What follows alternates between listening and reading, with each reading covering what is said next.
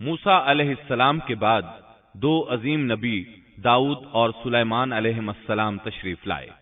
بنی اسرائیل 40 سال تک وادی تیہ میں سرگرداں رہے، یہاں تک کہ ہارون علیہ السلام اور پھر موسیٰ علیہ السلام کی وفات ہو گئی۔ ان کے بعد بنی اسرائیل کی باغ ڈور یوشع بن نون علیہ السلام نے تھام لی۔ آپ یوسف علیہ السلام کی اولاد میں سے تھے۔ آپ نے ہر ممکن حد تک بنی اسرائیل کے معاملات کو درست کیا۔ 40 سال کا عرصہ پورا ہو گیا تو یہ بنی اسرائیل کو لے کر بیت المقدس کی طرف چلے، کیونکہ یہ بات ان کے لیے لکھی جا چکی تھی کہ وہ وہاں سکونت پذیر ہوں گے۔ سورۃ المائدہ آیت 21 میں یہ ذکر موجود ہے۔ يا قوم ادخلوا الأرض المقدسة التي كتب الله لكم۔ اے میری قوم، اس مقدس زمین میں داخل ہو جاؤ جو اللہ نے تمہارے نام لکھ دی ہے۔ مقصد یہی تھا کہ ایلیا شہر ان کا مسکن بنے اور وہ اس میں حکومت کریں۔ انہیں میدان تیہ میں محصور ہونے کی سزا اس بنا پر ملی تھی کہ وہ یہاں کے زبردست اور جنگجو لوگوں سے ڈر کر شہر میں داخل نہیں ہوئے تھے۔ 40 سال تک واعظ و نصیحت کی وجہ سے وہ اس میں داخل ہونے کا پختہ عزم کر چکے تھے، اس لیے شہر میں داخل ہو گئے۔ پچھلے حکم کا انکار کرنے والے اور بچڑے کی پوجا کرنے والے ہٹ دھرم لوگ مر کھپ چکے تھے۔ اس وقت کے لوگ ان کی نسل سے پیدا ہوئے تھے۔ ان میں ایک بھی شخص ایسا نہیں تھا جس نے بچڑے کی عبادت کی ہو۔ جب یہ لوگ یوشع بن نون علیہ السلام کی قیادت میں مقدس شہر کی طرف جہاد کے لیے چلے اور وہاں پہنچے تو دشمن ابھی تک موجود تھا۔ بنی اسرائیل نے 6 ماہ تک ان کا محاصرہ جاری رکھا۔ وہ زبردست جنگجو قوم تھی۔ بنی اسرائیل سے ان کا آخری معرکہ جمعے کے دن ہوا۔ یہ لوگ ہفتے کو لڑائی نہیں کرتے تھے کیونکہ یہ دن ان کی عبادت کا تھا۔ اس دن عبادت کے علاوہ ہر کام حرام تھا، لڑائی بھی ممنوع تھی۔ عصر کے وقت معرکہ ہوا۔ بنی اسرائیل بڑی حد تک کامیابی حاصل کرتے آگے بڑھتے چلے گئے، لیکن اسی وقت سورج غروب ہونے کا وقت ہو گیا۔ اس طرح صورتحال نازک ہو گئی۔ بنی اسرائیل جمعے کی شام سورج غروب ہوتے ہی ہفتے کے دن کی عبادت شروع کر دیتے تھے۔ اب اگر سورج غروب ہو جاتا تو وہ لڑائی بند کرنے پر مجبور ہو جاتے، اس طرح ان کی فتح درمیان میں رہ جاتی۔ اس موقع پر یوشع بن نون علیہ السلام نے سورج کی طرف دیکھا اور بولے، انک مأمورۃ وانا مأمور۔ تو بھی اللہ کی طرف سے مقرر کردہ ہے اور میں بھی اللہ کی طرف سے مقرر کردہ ہوں۔ یعنی ہم دونوں ہی اللہ تعالی کی مخلوقات میں سے ہیں اور اللہ کے حکم کے پابند ہیں۔ پھر آپ نے یہ دعا کی، اللہم احبسها علینا۔ اے اللہ، اسے ہمارے اوپر روک دے۔ رسول اکرم صلی اللہ علیہ وسلم کا فرمان امام احمد رحمت اللہ علیہ نے بیان کیا ہے۔ آپ صلی اللہ علیہ وسلم فرماتے ہیں، ان الشمس لم تحبس على بشر الا ليوشع ليالي سار الى بیت المقدس۔ سورج کسی بشر کے لیے نہیں روکا گیا سوائے یوشع بن نون کے۔ جبکہ انہوں نے بیت المقدس کی طرف سفر شروع کیا تو ان دنوں میں یہ واقعہ رونما ہوا۔ سورج کا اسی جگہ رک جانا اللہ تعالیٰ کا ایک عظیم معجزہ تھا۔ سورج اس وقت تک رکا رہا جب تک کہ فتح حاصل نہ ہو گئی اور وہ بیت المقدس میں داخل نہ ہوئے۔ یوشع علیہ السلام نے انہیں حکم دیا کہ رکوع کی حالت میں دروازے سے گزرو اور زبان سے کہو حطۃ، اے اللہ ہمارے گناہ معاف فرما دے۔ مطلب یہ تھا کہ گزشتہ سالوں میں ہم سے جو غلطیاں ہوئیں ان سے ہمیں پاک فرما۔ اللہ تعالیٰ سورۃ البقرہ آیت 58 میں فرماتے ہیں، وَإِذْ قُلْنَا ادْخُلُوا هَٰذِهِ الْقَرْيَةَ فَكُلُوا مِنْهَا حَيْثُ شِئْتُمْ رَغَدًا وَادْخُلُوا الْبَابَ سُجَّدًا وَقُولُوا حِطَّةٌ نَغْفِرْ لَكُمْ خَطَايَاكُمْ وَسَنَزِيدُ الْمُحْسِنِينَ۔ اور اس وقت کو یاد کرو جب ہم نے تم سے کہا کہ اس بستی میں داخل ہو جاؤ اور جو کچھ جہاں کہیں سے چاہو با فراغت کھاؤ پیو اور دروازے میں سجدے کرتے ہوئے گزرو اور زبان سے حطۃ کہو، ہم تمہاری خطائیں معاف کر دیں گے اور نیکی کرنے والوں کو اور زیادہ عطا کریں گے۔ القدس فلسطین کا دارالخلافہ تھا، یہاں ہر طرف سے پھل آتے تھے، خود بھی زرخیز علاقہ تھا۔ اللہ تعالیٰ نے فرمایا، جو جی چاہتا ہے کھاؤ پیو۔ جب اس نئی نسل کو یہ حکم ملا تو اپنے آباء و اجداد کی طرح انہوں نے بھی نافرمانی شروع کر دی۔ ان کے دلوں میں ایمان تو تھا لیکن مضبوط نہیں تھا، اسی وجہ سے وہ یوشع علیہ السلام کے ساتھ مذاق کرنے لگے اور ہتتن کی بجائے ہنتتن فی شعرتن کہنا شروع کر دیا۔ اس کا مطلب ہے تم اپنی بالی کے اندر، اور بغیر سجدہ کیے اندر داخل ہو گئے۔ اس بارے میں اللہ تعالیٰ سورۃ البقرہ آیت 59 میں فرماتے ہیں، فبدل الذين ظلموا قولا غير الذي قيل لهم، ان ظالموں نے اس بات کو جو ان سے کہی گئی تھی بدل ڈالا۔ اس بات سے ان کی ہٹ دھرمی اور سرکشی کا بخوبی اندازہ لگایا جا سکتا ہے، اور اس بات کا بھی اندازہ لگایا جا سکتا ہے کہ احکام الہی کے ساتھ استہزاء و مذاق ان کے لیے معمولی حیثیت رکھتا تھا۔ یہ حقیقت ہے کہ جب کوئی قوم اخلاق و کردار کے لحاظ سے اس قدر زوال پذیر ہو جائے تو وہ احکام الہی کے ساتھ اسی طرح کا سلوک کرتی ہے، اور جب کسی قوم کی حالت اس حد تک خراب ہو جائے تو اس پر اللہ کی طرف سے عذاب ضرور نازل ہوتا ہے۔ چنانچہ ان پر بھی عذاب الہی کا کوڑا برسا۔ اللہ تعالیٰ سورۃ البقرہ آیت 59 میں فرماتے ہیں، فَأَنزَلْنَا عَلَى الَّذِينَ ظَلَمُوا رِجْزًا مِّنَ السَّمَاءِ بِمَا كَانُوا يَفْسُقُونَ، ہم نے بھی ان ظالموں پر ان کے فسق اور نافرمانی کی وجہ سے آسمانی عذاب نازل کیا۔ ان لوگوں نے اپنی ہٹ دھرمی کی وجہ سے اللہ کے احکامات میں تبدیلی کی، اس طرح آیات الہیہ میں تحریف کا دروازہ کھلا اور یہ لوگ تورات اور کلام الہی میں تبدیلیاں کرنے لگے۔ بنی اسرائیل میں یہ سلسلہ اس وقت سے شروع ہوا، نتیجہ یہ کہ ان پر عذاب نازل ہوا۔ صحیح مسلم میں نبی کریم صلی اللہ علیہ وسلم کا ارشاد گرامی ہے، الطاعون رجز او عذاب ارسل على بني اسرائیل او على من كان قبلكم، طاعون ایک عذاب ہے جو بنی اسرائیل پر یا تم سے پہلے کسی امت پر بھیجا گیا۔ چنانچہ بنی اسرائیل پر عذاب نازل ہو گیا، اس کی وجہ سے ایک ہی دن میں 20,000 افراد لقمہ اجل بن گئے۔ یہ دیکھ کر وہ اللہ سے پناہ مانگنے لگے۔ کس قدر عجیب لوگ تھے، اللہ کی آیات کو مذاق کا نشانہ بنایا، کلام الہی میں تحریف کی، اس کے نتیجے میں طاعون نے دبوچ لیا تو معافیہ مانگنے لگے۔ بہرحال اس طرح ان کی زندگی فلسطین میں شروع ہوئی۔ ان پر کچھ حاکم حکومت کرتے رہے تاکہ ان کے دنیاوی معاملات سلجھ جائیں۔ انبیاء کرام ان کے دینی معاملات میں تربیت کرتے رہے۔ ان کا دین بادشاہت سے جدا تھا، دین علیحدہ ہو گیا اور حکومت علیحدہ ہو گئی۔ حکومت اور اقتدار یعقوب علیہ السلام کے بیٹے یہودا کی اولاد میں تھا، اور نبوت یعقوب علیہ السلام کے بیٹے لاوا کی اولاد میں تھی۔ انبیاء کرام رشد و ہدایت کا کام کرتے رہے، ان سے مشاورت بھی رہی، لیکن دنیاوی معاملات کی باغ ڈور صرف بادشاہوں کے ہاتھ میں تھی۔ حکومت اور نبوت کی یہ جدائی یوشع علیہ السلام کی وفات کے بعد ہوئی۔ یوشع علیہ السلام جب تک زندہ رہے وہ ان کے بادشاہ بھی رہے اور وہ نبوت سے بھی سرفراز تھے۔ یوشع علیہ السلام کی وفات موسیٰ علیہ السلام کی وفات کے 27 سال بعد ہوئی۔ آپ نے 127 برس کی عمر پائی۔ اس حالت میں دن گزر رہے تھے اور ملک شام میں کفر سر اٹھا رہا تھا، پھل پھول رہا تھا۔ زیادہ زور لبنان کے علاقہ جات میں تھا، وہاں نئے سرے سے بتوں کی پوجا شروع ہو گئی تھی۔ اللہ کی طرف سے ہدایت آ جانے کے بعد وہ پھر سے خباثتوں پر اتر آئے تھے۔ ان حالات میں بعلبک شہر میں بنی اسرائیل کا ایک ایسا گروہ ظاہر ہوا جنہوں نے ایک بت ایجاد کیا، اس کا نام بعل رکھا۔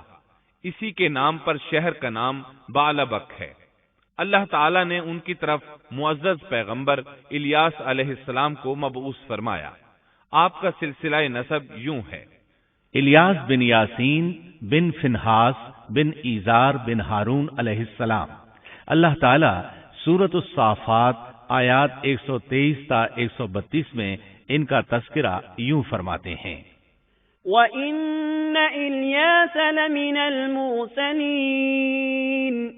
إِذْ قَالَ لِقَوْمِهِ أَلَا تَتَّقُونَ أَتَدْعُونَ بَعْلًا وَتَذَرُونَ أَحْسَنَ الْخَالِقِينَ اللَّهَ رَبَّكُمْ وَرَبَّ آبَائِكُمُ الْأَوَّلِينَ فَكَذَّبُوهُ فَإِنَّهُمْ لَمُحْضَرُونَ إِلَّا عِبَادَ اللَّهِ الْمُخْلَصِينَ وَتَرَكْنَا عَلَيْهِ فِي الْآخِرِينَ سَلَامٌ عَلَى الْيَاسِينَ إِنَّا كَذَلِكَ نَجْزِي الْمُحْسِنِينَ إِنَّهُ مِنْ عِبَادِنَا الْمُؤْمِنِينَ۔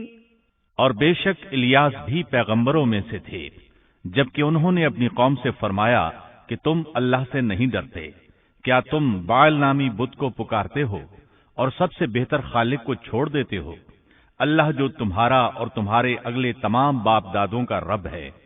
لیکن قوم نے انہیں جھٹلایا، پس وہ ضرور عذاب میں حاضر کیے جائیں گے، سوائے اللہ کے مخلص بندوں کے۔ ہم نے الیاس کا ذکر خیر پچھلوں میں بھی باقی رکھا کہ الیاس پر سلام ہو، ہم نیکی کرنے والوں کو اسی طرح بدلہ دیتے ہیں، بے شک وہ ہمارے ایماندار بندوں میں سے تھا۔ قرآن مجید میں ان کا نام الیاس بتایا ہے، انجیل یوحنا میں ان کو ایلیا نبی کہا گیا ہے۔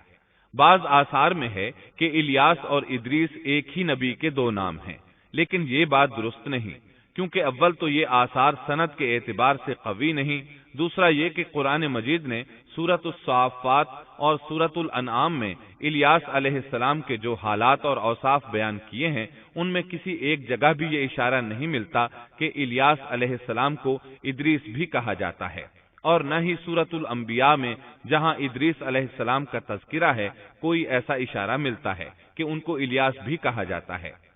مورخین نے ادریس اور الیاس علیہ السلام کے جو نسب نامے بیان کیے ہیں ان سے پتہ چلتا ہے کہ ان دونوں نبیوں کے درمیان صدیوں کا فاصلہ ہے، لہذا اگر یہ ایک ہی نبی کے دو نام ہوتے تو قرآن مجید ضرور اس کی طرف اشارہ کرتا اور مورخین بھی اس کی کوئی وجہ بیان کرتے۔ مفسرین اور مورخین کا اتفاق ہے کہ الیاس علیہ السلام شام کے باشندوں کی ہدایت کے لیے بھیجے گئے تھے، اور مشہور شہر بعلبک ان کی رسالت و تبلیغ کا مرکز تھا۔ الیاس علیہ السلام کی قوم مشہور بت بعل کی پرستار تھی اور توحید سے بیزار اور شرک و کفر میں مبتلا تھی۔ اللہ کے برگزیدہ رسول الیاس علیہ السلام نے ان کو سمجھایا اور راہ ہدایت انہیں دکھائی، اور بت پرستی کے خلاف انہیں واعظ و نصیحت کی اور خالص توحید کی جانب انہیں بلایا۔ کتب تفاسیر میں ہے کہ بعل نامی بت سونے کا تھا اور اس کا قد 20 گز تھا اور اس کے 4 منہ تھے اور اس کی خدمت پر 400 خادم مقرر تھے۔ الیاس علیہ السلام کے زمانے میں یمن اور شام کا محبوب دیوتا یہی بت تھا، اور بعض مورخین کا خیال ہے کہ حجاز کا مشہور بت حبل بھی یہی بعل تھا۔ سورۃ الانعام میں الیاس علیہ السلام کا جن آیات کے اندر ذکر آیا ہے وہ نوح اور ابراہیم علیہ السلام کی اولاد اور ان کی نسل کے انبیاء و رسل کی ایک مختصر فہرست ہے۔ اللہ تعالیٰ سورۃ الانعام آیت 84 تا 86 میں فرماتے ہیں، وَوَهَبْنَا لَهُ إِسْحَاقَ وَيَعْقُوبَ كُلًّا هَدَيْنَا وَنُوحًا هَدَيْنَا مِن قَبْلُ وَمِن ذُرِّيَّتِهِ دَاوُودَ وَسُلَيْمَانَ وَأَيُّوبَ وَيُوسُفَ وَمُوسَى وَهَارُونَ وَكَذَلِكَ نَجْزِي الْمُحْسِنِينَ وَزَكَرِيَّا وَيَحْيَى وَعِيسَى وَإِلْيَاسَ كُلٌّ مِّنَ الصَّالِحِينَ وَإِسْمَاعِيلَ وَالْيَسَعَ وَيُونُسَ وَلُوطًا وَكُلًّا فَضَّلْنَا عَلَى الْعَالَمِينَ۔ اور ہم نے ان کو اسحاق دیا اور یعقوب، ہر ایک کو ہم نے ہدایت کی اور پہلے زمانے میں ہم نے نوح کو ہدایت کی اور ان کی اولاد میں سے داؤد کو اور سلیمان کو اور ایوب کو اور یوسف کو اور موسیٰ کو اور ہارون کو، اور اسی طرح ہم نیک کام کرنے والوں کو جزا دیا کرتے ہیں، اور نیز زکریا کو اور یحییٰ کو اور عیسیٰ کو اور الیاس کو، یہ سب نیک لوگوں میں سے تھے، اور نیز اسماعیل کو اور یسع کو اور یونس کو اور لوط کو، اور ان میں سے ہر ایک کو تمام جہان والوں پر ہم نے فضیلت دی۔ الیاس علیہ السلام اور ان کی قوم کا واقعہ اگرچہ قرآن میں بہت مختصر ہے، تاہم اس سے یہ سبق حاصل ہوتا ہے کہ بنی اسرائیل کے یہود کی ذہنیت اس درجہ مسخ ہو چکی تھی کہ دنیا کی کوئی برائی ایسی نہیں تھی کہ جس کے کرنے پر یہ حریص نہ ہوں، اور کوئی خوبی ایسی نہ تھی جس کے یہ دل دادا ہوں، اور انبیاء و رسل کے ایک طویل اور مسلسل سلسلے کے باوجود بت پرستی، نجوم پرستی، عناصر پرستی، غرض غیر اللہ کی پرستش کا کوئی شعبہ ایسا نہ تھا جس کے یہ پرستار نہ بنے ہوں۔ قرآن مجید میں بنی اسرائیل سے متعلقہ واقعات میں جہاں ان کی بدبختی اور کجروی پر روشنی پڑتی ہے، وہاں ہمیں یہ نصیحت و عبرت بھی حاصل ہوتی ہے کہ اب جبکہ انبیاء و رسل کا سلسلہ ختم ہو چکا اور خاتم النبیین کی نبوت اور قرآن مجید کے آخری پیغام نے اس سلسلے کو ختم کر دیا، تو ہمارے لیے ازحد ضروری ہے کہ بنی اسرائیل کی مست فطرت اور تباہ ذہنیت کے خلاف احکام الہی کو مضبوطی سے پکڑیں اور ان میں ہیلہ سازی اور ٹیڑھ پن سے کام نہ لیں، ان کی خلاف ورزی کی جرات نہ کریں، اور ہمارا شیوا سپرد و تسلیم ہونا چاہیے، نہ کہ انکار و انحراف۔ اسلام کے یہی اور صرف یہی معنی ہے۔ الیاس علیہ السلام کے بعد یسع علیہ السلام تشریف لائے۔ اللہ تعالیٰ نے ان کا ذکر سورۃ الانعام آیت 86 میں فرمایا ہے، وَإِسْمَاعِيلَ وَالْيَسَعَ وَيُونُسَ وَلُوطًا وَكُلًّا فَضَّلْنَا عَلَى الْعَالَمِينَ، اور اسماعیل کو اور یسع کو اور یونس کو اور لوط کو، اور ان میں سے ہر ایک کو تمام جہان والوں پر ہم نے فضیلت دی۔ اسی طرح سورہ صاد آیت 48 میں فرمایا، وَاذْكُرْ إِسْمَاعِيلَ وَالْيَسَعَ وَذَا الْكِفْلِ وَكُلٌّ مِّنَ الْأَخْيَارِ، اور اسماعیل، یسع اور ذوالکفل کا بھی ذکر کیجیے، یہ سب بہترین لوگ تھے۔ یسع علیہ السلام بعض مورخین کے نزدیک ہارون علیہ السلام کی اولاد میں سے ہیں، اور بعض کے بقول یوسف علیہ السلام کی نسل سے ہیں، اور یہ الیاس علیہ السلام کے چچا زاد بھائی تھے۔ ان کے باپ کا نام عدی تھا، گویا آپ کا پورا نام یسع بن عدی علیہ السلام تھا۔ یسع علیہ السلام کے بارے میں بھی کسی اہل علم نے تفصیل بیان نہیں کی، صرف اتنا مذکور ہے کہ وہ پیغمبروں میں سے تھے۔ اللہ تعالیٰ نے ان کا قصہ ذکر نہیں فرمایا، نہ صحیح احادیث میں ان کے بارے میں کچھ ذکر آیا ہے، بس اسرائیلی روایات ملتی ہیں۔ یسع علیہ السلام الیاس علیہ السلام کے نائب اور خلیفہ تھے، چھوٹی عمر ہی سے ان کی رفاقت میں رہنے لگے تھے، اور ان کی وفات کے بعد اللہ تعالیٰ نے بنی اسرائیل کی ہدایت و رہنمائی کے لیے یسع علیہ السلام کو نبوت سے سرفراز فرمایا، اور انہوں نے الیاس علیہ السلام کے طریقے ہی پر بنی اسرائیل کی رہنمائی فرمائی۔ یہ معلوم نہیں ہو سکا کہ انہوں نے کتنی عمر مبارک پائی اور بنی اسرائیل میں کتنے عرصے تک حق تبلیغ ادا کیا۔ یسع علیہ السلام کی وفات کے بعد بنی اسرائیل بدحالی کا شکار ہو گئے، ان پر جابر حکمران مسلط ہو گئے، انہوں نے دین کو دنیا سے جدا کر دیا، ان حکمرانوں نے خوب ظلم کیا۔ بنی اسرائیل میں سے ہونے کے باوجود وہ بہت بڑے فاسق بن کر سامنے آئے، وہ لوگوں کو اپنا غلام بنا کر رکھتے۔ دوسری طرف بنی اسرائیل کئی معرکوں میں شکست سے دوچار ہوئے۔ بنو عمالقہ کے ساتھ ایک معرکے میں تو انہیں نہایت بری طرح شکست ہوئی، اور بنو عمالقہ نے بنی اسرائیل سے وہ تابوت چھین لیا جو کہ لکڑی کا تھا، اور وہ اس سے برکت حاصل کیا کرتے تھے۔ اپنے مارکوں اور لڑائیوں میں وہ اس کو ساتھ لے جایا کرتے تھے۔ جب بنی اسرائیل اس کو دیکھتے تو ان پر سکینت بھی نازل ہوا کرتی تھی۔ اس تابوت میں آل موسیٰ اور آل ہارون کے باقی ماندہ آثار تھے۔ کہا جاتا ہے کہ اسی میں موسیٰ علیہ السلام کے صحیفے اور تورات کی تختیاں تھیں۔ موسیٰ علیہ السلام کا عصا بھی تھا، آپ کے کپڑے بھی محفوظ تھے۔ اسی طرح ہارون علیہ السلام کی کچھ نشانیاں بھی تھیں، بلکہ ایک روایت میں تو یہ بھی ہے کہ اس میں آسمان سے نازل ہونے والا من و سلوہ کا مرتبان بھی تھا جو وہ وادی تیہ میں کھاتے رہے تھے۔ بہرحال یہ صندوق اس مارکے میں ان کے ہاتھوں سے نکل گیا، اس پر بنو عمالقہ نے قبضہ کر لیا۔ اس طرح بنی اسرائیل کا افتراق اور انتشار بڑھتا چلا گیا، یہاں تک کہ بادشاہوں پر بھی اس کے اثرات پڑے اور یہ صندوق انہیں بھی نہ مل سکا، یہاں تک کہ اللہ کے ایک معزز پیغمبر شمویل علیہ السلام ظہور پذیر ہوئے۔ انہیں شمعون بھی کہا جاتا ہے، عربی زبان میں اس کے مترادف لفظ اسماعیل بنتا ہے، اور ان کا نام شمویل اس وقت عربی زبانوں کی کتابوں میں عام ہو چکا ہے۔ شمویل علیہ السلام نے دعوت توحید شروع کی، انہیں حق کی طرف بلانے لگے۔ چونکہ بنی اسرائیل اپنے انتشار اور تفرقے کو ایک عظیم مصیبت سمجھ رہے تھے، وہ ان کی دعوت کو قبول کرنے لگے۔ پھر انہیں یہ احساس ہوا کہ ایک بادشاہ کا ہونا بھی نہایت ضروری ہے تاکہ وہ ان کے دنیاوی معاملات اور سیاسی امور کی باغ ڈور سنبھالے۔ چنانچہ اکٹھے ہو کر شمویل علیہ السلام کے پاس آئے، کہنے لگے، ہم میں سے ایک شخص کو منتخب کر دیجئے جو ہم پر حکومت کرے اور ظالموں سے بدلہ لینے کے لیے جب لڑائی ہو تو وہ ہماری قیادت کرے۔ قرآن کریم میں اس قصے کو بہت وضاحت سے بیان کیا گیا ہے۔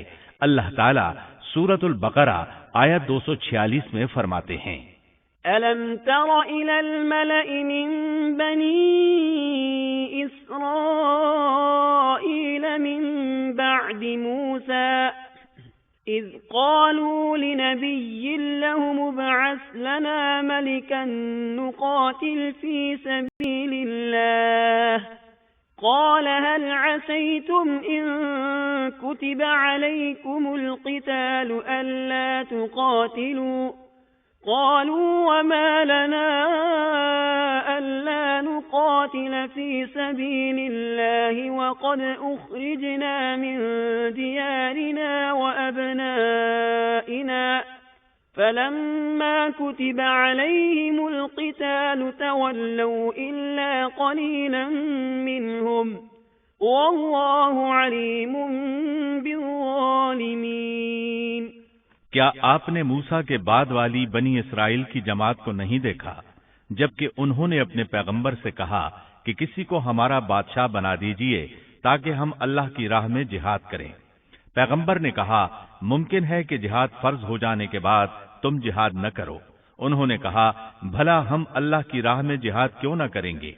ہم تو اپنے گھروں سے نکالے گئے ہیں اور بچوں سے دور کر دیے گئے ہیں۔ پھر جب ان پر جہاد فرض ہوا تو سوائے تھوڑے سے لوگوں کے سب پھر گئے، اور اللہ ظالموں کو خوب جانتا ہے۔ اللہ تعالیٰ فرما رہے ہیں کہ یہ واقعہ موسیٰ علیہ السلام کے بعد پیش آیا، اور علماء اس پر متفق ہیں کہ یہ شمویل علیہ السلام کا واقعہ ہے۔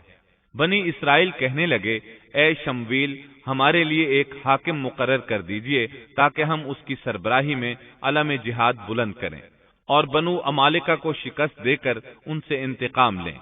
شمویل علیہ السلام اور یوشع علیہ السلام کے درمیان 460 سال کا فاصلہ ہے۔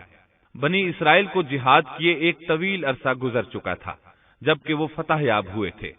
اس وقت تو وہ بری طرح شکست خوردہ تھے۔ شمویل علیہ السلام کہنے لگے، مجھے تو محسوس ہوتا ہے کہ تم صرف زبان کی حد تک یہ کہہ رہے ہو، جہاد فرض ہونے پر تم پیچھے ہٹ جاؤ گے۔ انہوں نے کہا، یہ کیسے ممکن ہے جبکہ بنو عمالقہ نے ہمیں بہت تکالیف پہنچائی ہیں، ہمیں القدس سے نکال دیا۔ بخت نصر بادشاہ نے ہماری بہت بڑی تعداد کو قتل کیا ہے، لہٰذا ہم تو ان سے ضرور لڑیں گے۔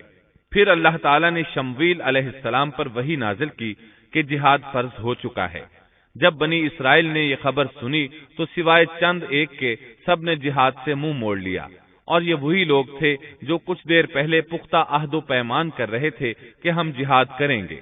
شمویل علیہ السلام کے ساتھ رہنے والوں کی تعداد 8000 تھی، جبکہ پیچھے ہٹنے والے لاکھوں کی تعداد میں تھے، اس لیے کہ جب بنی اسرائیل مصر سے آئے تھے تو ان کی تعداد 6 لاکھ تھی، اور اس وقت تک تعداد بہت بڑھ چکی تھی۔ اب جو لوگ جہاد کے لیے تیار ہوئے انہوں نے پوچھا کہ ہماری قیادت کون کرے گا؟ شمویل علیہ السلام نے انہی میں سے ایک شخص طالوت کو منتخب کیا۔ तालूत बिन कैश याकूब अलैहिस्सलाम के बेटे बिन्यामीन की नस्ल से था। तालूत से पहले बनी इसराइल के जितने बादशाह थे तमाम के तमाम यहूदा बिन याकूब की नस्ल से थे। बनी इसराइल को बहुत ताज्जुब हुआ। उन्हें उम्मीद थी कि उनका बादशाह यहूदा की नस्ल से होगा, लेकिन हो गया बिन्यामीन की नस्ल से। चुनाचे उन्होंने उसे तस्लीम करने से इनकार कर दिया और आगे से बातिल तावीलात करने लगे। अल्लाह ताला सूरतुल बकरा आयत 247 में फरमाते हैं, وقال لهم نبيهم إن الله قد بعث لكم طالوت ملكا قالوا أنا يكون له الملك علينا ونحن أحق بالملك منه ولم يؤت سعة من المال قال إن الله اصطفاه عليكم وزاده بسطة في العلم والجسم والله يؤتي ملكه من يشاء والله واسع عليم۔ اور ان سے ان کے نبی نے فرمایا کہ اللہ تعالیٰ نے طالوت کو تمہارا بادشاہ بنا دیا ہے، تو وہ کہنے لگے کہ بھلا اس کی ہم پر حکومت کیسے ہو سکتی ہے؟ اس سے تو کہیں زیادہ بادشاہت کے حقدار ہم ہیں، اس کو تو مال میں فراخی بھی نہیں عطا کی گئی ہے۔ نبی نے فرمایا، سنو، اللہ تعالیٰ نے اسی کو تم پر برگزیدہ کیا ہے، اسے علمی اور جسمانی برتری بھی عطا فرمائی ہے۔ بات یہ ہے کہ اللہ جسے چاہے اپنا ملک دے، اللہ تعالیٰ کشادگی والا، علم والا ہے۔ طالوت ایک غریب آدمی تھا، مالی حیثیت بھی اچھی نہیں تھی، چمڑوں کو رنگ کر پیٹ پالتا تھا، لیکن اس وقت علم و حکمت میں اس کا کوئی ثانی نہیں تھا، اور جسمانی ڈیل ڈول بھی اس قدر تھا کہ جو ایک بار دیکھتا ہی رہ جاتا۔ اللہ نے اسے بہت اچھا جسم اور اعضاء عطا فرمائے تھے، رنگ بھی سفید تھا، لیکن چونکہ وہ یہودا کی نسل سے نہیں تھا، اس لیے وہ کہنے لگے اس کی نسبت تو ہم زیادہ حقدار ہیں کہ بادشاہ بنے۔ ان کی بات کا جواب شمویل علیہ السلام نے یہ دیا کہ یہ انتخاب میرا نہیں، اللہ تعالیٰ کا ہے، اور بادشاہت کے لیے عقل اور جسمانی طاقت کی ضرورت ہوتی ہے۔ بادشاہت یوں بھی اللہ کے اختیار میں ہے، جسے چاہے عطا کر دے۔ یہ سن کر ان میں سے اکثر نے لڑنے سے انکار کر دیا، اللہ کے نبی کی اطاعت بھی چھوڑ گئے۔ اس نازک موقع پر شمویل علیہ السلام نے ان سے کہا، اگر میں تمہارے پاس کوئی ایسا نشان اور معجزہ لے آؤں جو ثابت کر دے کہ یہ اللہ کا انتخاب ہے، تو کیا تم میری باتوں پر یقین کر لو گے؟ وہ کہنے لگے، جی ہاں۔ چنانچہ اللہ نے انہیں ایک معجزہ عطا فرمایا۔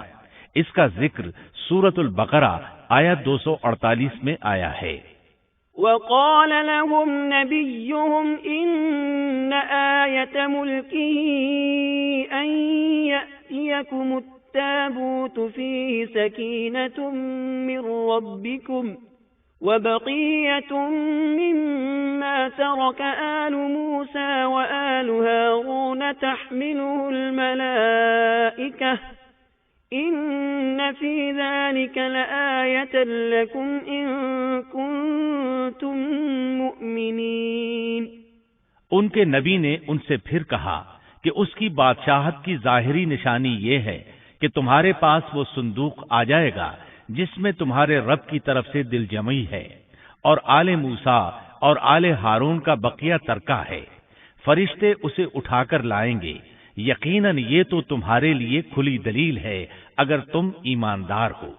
اس آیت میں اللہ تعالیٰ نے شمویل علیہ السلام کی نبوت اور طالوت کی بادشاہی ثابت کرنے کے لیے نازل ہونے والے معجزے اور علامات کا ذکر کیا ہے، یعنی وہ تابوت جسے بنو عمالقہ نے چھین لیا تھا وہ واپس آ جائے گا اور فرشتے اسے اٹھا کر لائیں گے۔ چنانچہ لوگوں کے دیکھتے ہی دیکھتے اللہ کے فرشتوں نے اس تابوت کو لا کر طالوت کے سامنے پیش کر دیا۔ یہ معجزہ دیکھ کر وہ مطیع ہو گئے۔ اب طالوت ان لشکروں کو لے کر دشمن کی طرف بڑھے۔ اللہ تعالیٰ سورۃ البقرہ آیت 249 میں فرماتے ہیں، فَلَمَّا فَصَلَ طَالُوتُ بِالْجُنُودِ قَالَ إِنَّ اللَّهَ مُبْتَلِيكُم بِنَهَرٍ فمن شرب منه فليس مني ومن لم يطعمه فإنه مني إلا من اغترف غرفة بيده فشربوا منه إلا قليلا منهم. جب طالوت لشکروں کو لے کر نکلے تو کہا، سنو، اللہ تمہیں ایک نہر سے آزمانے والا ہے، جس نے اس میں سے پانی پی لیا وہ میرا نہیں، اور جو اسے نہ چکھے گا وہ میرا ہے. ہاں، یہ اور بات ہے کہ اپنے ہاتھ سے ایک چلو بھر لے، لیکن سوائے چند کے باقی سب نے پانی پی لیا. جب طالوت نے سفر شروع کیا تو راستے میں ایک نہر آ گئی. ادھر لشکر پیاسا تھا. اللہ تعالیٰ نے اس کے ذریعے مخلص لوگوں کو الگ کرنے کے لیے ایک امتحان لیا. یہ نہر اردن تھی. فلسطین اور اردن کے درمیان رواں دواں تھی بھی وہ دونوں کے قبضے میں. آزمائش اور امتحان کے لیے حکم یہ ہوا کہ باوجود سخت پیاس کے پانی کو استعمال نہ کرنا، صرف ایک چلو بھر کر پینے کی اجازت تھی، اور جو شخص سیر ہو کر پیے گا وہ آپ کے ساتھ نہیں جا سکے گا. جب وہ گزرنے لگے تو چند ایک نے ایک چلو پانی لیا، باقی سب نے زیادہ پانی پی لیا اور اس آزمائش میں ناکام ہو گئے. کامیاب ہونے والوں کی تعداد صرف اور صرف 313 تھی. صحیح بخاری میں سیدنا برا بن عازب رضی اللہ عنہ سے روایت ہے کہ ہم اصحاب محمد صلی اللہ علیہ وسلم آپس میں یہ باتیں کیا کرتے تھے کہ غزوہ بدر میں شریک ہونے والوں کی تعداد طالوت کے ساتھیوں کے برابر تھی. اللہ تعالیٰ سورۃ البقرہ آیت 249 میں فرماتے ہیں، فلما جاوزه هو والذين آمنوا معه قالوا لا طاقة لنا اليوم بجالوت وجنوده قال الذين يظنون أنهم ملاقو الله كم من فئة قليلة غلبت فئة كثيرة بإذن الله والله مع الصابرين. طالوت مومنوں کے ساتھ جب نہر سے گزر گئے تو وہ لوگ کہنے لگے، آج تو ہم میں طاقت نہیں کہ جالوت اور اس کے لشکروں سے لڑیں. لیکن اللہ سے ملاقات پر یقین رکھنے والوں نے کہا، بسا اوقات تھوڑی سی جماعتیں بڑی اور بہت سی جماعتوں پر اللہ کے حکم سے غلبہ پا لیتی ہیں، اور اللہ تعالیٰ صبر کرنے والوں کے ساتھ ہے. جالوت کا لشکر بہت بڑا تھا، جبکہ طالوت کے ساتھ صرف 313 آدمی تھے. یہ صورتحال دیکھ کر بنی اسرائیل گھبرا گئے. بولے، ہم تو تعداد میں بہت تھوڑے اور نہایت کمزور ہیں، کس طرح ان سے جہاد کر سکتے ہیں؟ لیکن ان میں سے کچھ لوگ نہایت پارسا اور اللہ پر یقین رکھنے والے تھے. یہ اور شمویل علیہ السلام دوسروں کا حوصلہ بڑھانے لگے. آخر وہ لڑائی پر تیار ہو گئے. مقابلہ ہوا. ولما برزوا لجالوت وجنوده قالوا ربنا أفرغ علينا صبرا وثبت أقدامنا وانصرنا على القوم الكافرين. اور جب ان کا جالوت سے اور اس کے لشکر سے مقابلہ ہوا تو انہوں نے دعا مانگی کہ اے پروردگار، ہمیں صبر دے، ثابت قدمی دے اور کفار کے مقابلے میں ہماری مدد فرما. مقابلہ شروع ہوا. جالوت اپنے لشکر سے نکلا اور مقابلے کے لیے للکارا. یہ بہت طاقتور تھا. اس کا پورا بدن اسلحے سے لیس تھا. مسلمان اسے دیکھ کر ڈر گئے. طالوت نے اپنے ساتھیوں سے کہا، کون اس کے مقابلے میں نکلے گا؟ سب خاموش رہے. اس کے لشکر سے ایک نوجوان نکلا. یہ داؤد علیہ السلام تھے. اس وقت یہ صرف 16 سال کے تھے. یہ رسی میں پتھر باندھ کر اس کو گھما کر پھینکنے کے ماہر تھے. نشانہ زبردست تھا. پتھر بہت تیزی سے جاتا تھا. اس کی ضرب بہت شدید ہوتی تھی. جالوت نے انہیں دیکھ کر مذاق اڑایا. اس نے کہا، نوجوان، تم ابھی بچے ہو، واپس جاؤ، میرے مقابلے میں کسی بڑے کو بھیجو. داؤد علیہ السلام نے اپنی رسی کو گھمایا. اس میں بندھے ہوئے 3 پتھر خاص انداز سے پھینک دیے. تینوں گولی کی رفتار سے آئے اور اس کے ماتھے پر لگے. جالوت کا سر پاش ہو گیا اور وہ مر گیا. اس کے مرتے ہی جالوت کے لشکر میں خوف ہراس پھیل گیا. طالوت نے اپنے 313 مجاہدوں کے ساتھ ان پر حملہ کر دیا. ان میں کھلبلی مچ گئی. سنبھل نہ سکے، پیٹھ پھیر کر بھاگے. فَهَزَمُوهُمْ بِإِذْنِ اللَّهِ وقتل داود جالوت پس اللہ تعالیٰ کے حکم سے انہوں نے جالوتیوں کو شکست دے دی اور داود کے ہاتھوں جالوت قتل ہو گیا۔ یوں اللہ تعالیٰ نے بنی اسرائیل کو دوبارہ غلبہ عطا فرمایا۔ فتح کے بعد طالوت نے داود علیہ السلام کو اپنا داماد بنا لیا۔ اس طرح داود علیہ السلام طالوت کے بعد بادشاہ بنے۔ اللہ تعالیٰ سورۃ البقرہ آیت 251 میں فرماتے ہیں، وآتاه الله الملك والحكمة وعلمه مما يشاء اور اللہ تعالیٰ نے اسے بادشاہت اور حکمت عطا فرمائی اور جتنا کچھ چاہا علم بھی عطا فرمایا۔ اس طرح اللہ تعالیٰ نے داود علیہ السلام کو بنی اسرائیل کا بادشاہ بنا دیا۔ بادشاہت اور نبوت ان کے پاس جمع ہو گئی اور ایسا طویل عرصے کے بعد ہوا تھا۔